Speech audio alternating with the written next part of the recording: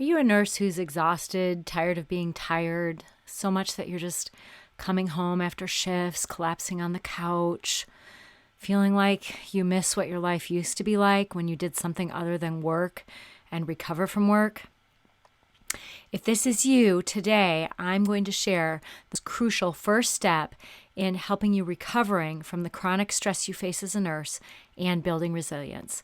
So if this sounds good to you, make sure you keep listening and tune in. Hi, I'm Jen Barnes, and you're about to experience how to ditch the old ways of doing things and build resilience so you can feel better in your body, enjoy your life again, and maybe even love nursing again. Welcome to the Resilient Nurse Podcast. Hey there, I'm Jen Barnes, and I'm about to share with you the most crucial first step in recovering from the chronic stress you face as a nurse and building resilience. So here's what most people do. Most people come home after shift, collapse on the couch, binge Netflix, scroll social media, perhaps drink wine, or maybe get that one massage or take that one bubble bath and then expect to feel better. And here's what happens when you do that. First of all, while none of those things are bad, those things will help you feel better, but only for a short amount of time, like maybe a few hours or perhaps a couple days, sometimes only while you're doing them. And then you might feel frustrated that nothing you're doing is helping you feel better, that nothing works. You might even feel shame. And that's because there's actually 4 essential steps to recover from chronic stress and build resilience so you can feel better. So today, I'm just going to share that first crucial step to help you get started. Because without this first step, nothing else is going to work. And so let's dig in. Like I said, today I'm going to give you that first crucial step for recovering from chronic stress and building resilience. I'm going to give you the first step because just with this first step alone, you will already start to feel better by releasing stuck stress from the body. The biggest mistake most people make when they're choosing recovery activities is that they choose things that are short-term fixes, like that one-time massage, or they're choosing things that don't actually replenish their energy, like binging Netflix or scrolling social media. And so then you never actually get to feeling better, at least not for more than a couple of hours or maybe a couple days.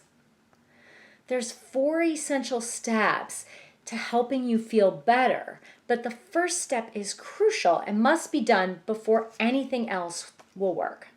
So let's dive into this first step, all about releasing stuck stress from your body. So for you nurses out there, this might be a little review of A&P, so bear with me. But as you might recall, when our body perceives a threat or when we're faced with a threat, our nervous system steps into the fight or flight response, or the sympathetic nervous system, right? And then in order to fight or flee, we're flooded with things like adrenaline, noradrenaline, and cortisol to help us fight or flee, right? And the problem is that a lot of times we're not actually fighting or fleeing, right? There's not like a tiger chasing us that we're running from or, someone that we're fighting off, so that energy gets stuck in the body. It's a part of why you feel so awful right now. And so in order to release that stuck stress, we need to complete the stress response. So here's the thing, that energy, the cortisol, the adrenaline, the noradrenaline, is all there for the purpose of fighting or fleeing, which is movement, right? So the most effective way to complete the stress response and thus release stuck stress from your body is movement. And so I recommend at least 30 minutes a day of movement over and above what you would do for work. So this could be going for a walk. It could be doing a Zumba class, my personal favorite. It might be doing some yoga, another favorite of mine, getting that yard work done. It could even be when your schedule's really full, it could be that between each patient, you take a walk around the nurse's station before you go to the next one. Because all that activity will start to build up over time, and then maybe take a little longer walk over your break, right? And so there's lots and lots of ways to get movement into your day. And sometimes getting in movement can be really hard for whatever reason. And there's actually 6 other ways that you can complete the stress response to release that stuck stress from your body. And so the next way we'll talk about is the breath. And I gotta believe there's some of you going, oh, I know I'm supposed to breathe, breathe, breathe, breathe. And here's what I'll say about that. That's fair, right? Like, I learned early on as a therapist that when you tell someone who's stressed to just breathe, it doesn't go well. But here's the thing. Actually paying attention to the breath really works, right? Like, when we are breathing in smooth, even ways, that sends a cue of safety to our body that, oh, you know what? I can rest and digest. It's safe enough to connect, so that you no longer feel this need to be in your fight or flight response, right? And so the breath actually works. And so today, I know in another recent episode I shared volcano breathing, which is a great skill. So feel free to watch a prior episode if you're interested. But today I'd just like to share just a breathing technique that invites our breath to be more even, the inhales and exhales to be even, or even to have our exhales to lengthen a little bit. When our exhales are lengthened, that actually is a way to calm the nervous system. In yoga, we call it longana. And so it actually helps us soothe the nervous system. Whereas when our inhale is longer, that's actually more of a Brahma. It's a Brahmana, more like an excitatory breath, right?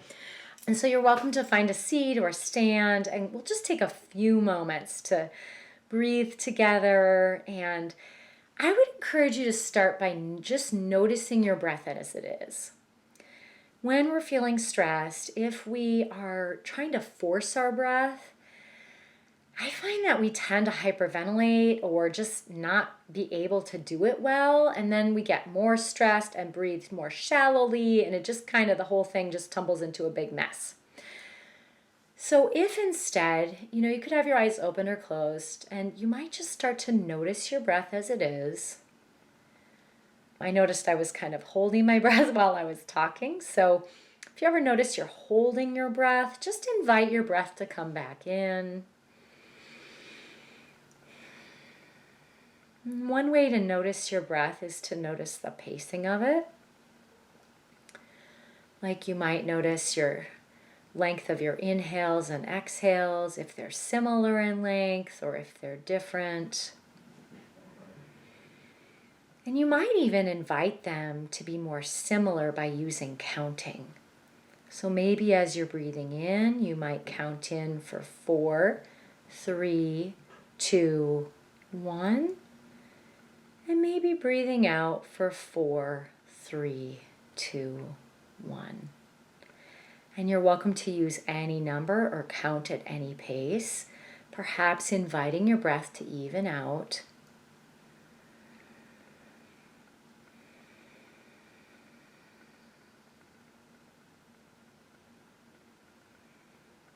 Maybe taking a couple more breaths like that.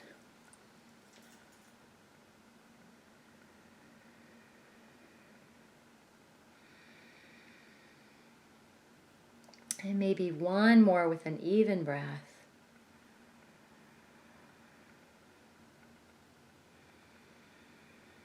And if you'd like, you might invite the exhale to be longer. So maybe breathing in for 4, 3, 2, 1. And maybe breathing out for 6, 5, 4, 3, 2, and 1. And again, you're welcome to pick any number or count at any pace. Just maybe inviting the exhale to lengthen.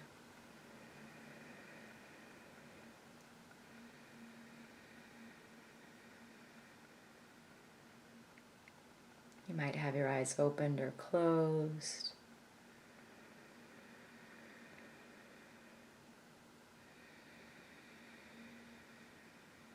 Maybe taking a couple more.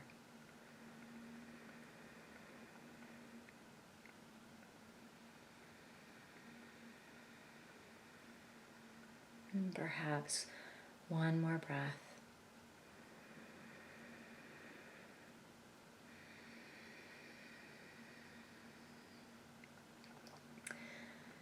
You're welcome to release the breath, still breathing, maybe just inviting in your natural breath, or you can keep whatever breathing pattern you were choosing. And so that's one way to invite the breath to be different. Sometimes when we're stressed, that only took like maybe a minute or so. But sometimes when we have a lot going on, our schedule's really full, we might feel like we don't have time for that. So sometimes just even noticing your breath and inviting the breath in if you've been holding it, maybe just being attentive to your breath can be a nice way to help. So there's actually 5 other ways that we can complete the stress response. One of them is a positive interaction with a supportive loved one. And so this isn't venting about how crappy the healthcare system is, though that's valid. Hey, I get it. But instead, it would just, you could say like, yeah, I had a really hard day today, and just, try and get some support, right? And just, make sure that you're choosing someone who can actually give the support. Something I found really helpful when I was facing burnout in a community mental health agency is I'd come home and I'd say to my partner like, hey, so I had a really crappy day and, I just need some support. I need someone to listen. I don't want any feedback. Are you in that kind of space today?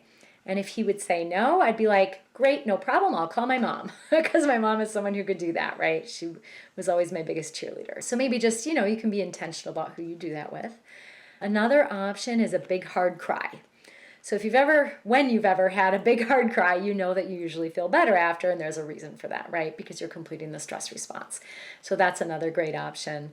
Hardcore belly laugh, right? So no fake laughter here, just really laughing your butt off, right? Not just like a chuckle, like, oh, yeah, but really, really laughing, right? And this could even be reminiscing about a time when you laughed that hard because it might make you laugh. And so another one is a decent hug. And so, or a warm, compassionate hug with a trusted loved one, right? I call it a decent hug because it's like leaning into each other, neither one leaning into each other, but you're actually leaning in together, breathing together, holding for 20 seconds, and just being present together. You're releasing all that oxytocin to help soothe your nervous system and completing the stress response, getting that stuck stress out of your body. The last one that we'll talk about today is doing something creative. So any kind of creative endeavor, whether it's like painting or drawing or writing or singing or dancing, or maybe you like to mindfully color, or whatever it is you do, just letting yourself do that. Scrapbooking. Oh, I forgot that one. That's usually one of my go-tos, right? And so doing something creative like that can also help complete the stress response and help you feel better, right? And so all of this is more than just self-care. It's actually very intentional to help you get that stuck stress out of your body. And so the bottom line is you need to release stuck stress by completing the stress response. And doing so is incredibly powerful when you do it correctly and when you do it daily. You're actually rebooting your nervous system every day, and this will help you start feeling better over time. Okay, so now you know the first crucial step in recovering from that chronic stress that you face and building resilience in nursing. But the problem is there's still 3 more steps, and without them, you'll still feel better each day, but that stress will still continue to build up, and then over time, it'll be harder and harder to keep, combating that stress. And so it's really important that we do those extra 3 steps. So this is why I actually created another short video for you. It's a video training for you to watch right now. And so you can click here and it'll take you right to the video so you can watch this training for those last 4 steps on how to recover from chronic stress and build resilience in nursing. Take care.